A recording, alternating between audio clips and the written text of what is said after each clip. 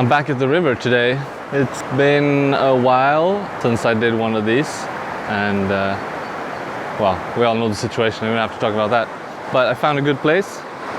Here I will paint more or less this direction, obviously not this full composition, but now let's just really get to plein air painting. I really want to give a crack at this runny water, the transparency coming under logs and stuff. It'll be nice. All right, set up.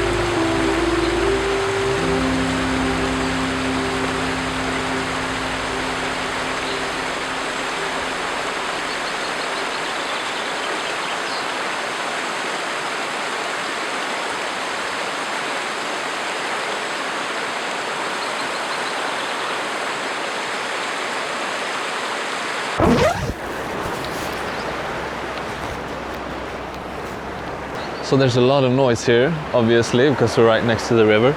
It's a lovely day, and yeah, I'm out in t-shirt, which is so nice. Finally, spring is here in Scandinavia.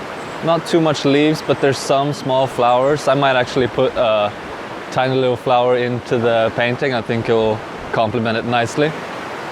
I'm just really painting the river and trying to find those rhythms, trying to find a good value relationship. It's so easy to get lost, but I think I found a way to sort of get through it, and I think generally speaking that's being more specific and accurate and not trying to make general decisions, but really go into the specifics of it and just focus sort of. And it's really nice. Like when you're actually nailing water, it's so nice. So that's cool. Yeah, I'm excited. I mean, I think I could definitely have painted a better painting or done better at least if I was coming back for another session or so. I mean, there's some dry brush techniques that I would really try to make better use of, or well, not make better use of, but actually use them, because it's really tricky to sort of dry brush things when you're painting alla prima, you know. At least those like impasto type dry brush. And I think canvas as well would probably be a better texture to work on. I've done a similar scene like last year, I think, last year in Spain, where I was painting up river with a good friend of mine, Sam, and some students from the academy. I painted like on canvas, like jute canvas, so really thick, heavy grain canvas. It's really nice. It's a nice little area though. I mean, I live close to this river, so it's really nice to just have a spot where you can go to. And whenever you're sort of painting rivers and rocks, the composition is so free. It's just basically deciding what rocks you want in the scene, you know, and if there's some interesting elements in the water. But painting rivers is probably the most difficult thing you can do. At least in my opinion and out of my experience, that's how I feel. It's really difficult to paint rivers. So it's really good practice. You will get smart out of painting rivers for sure. If you can paint a river well, you can sleep well.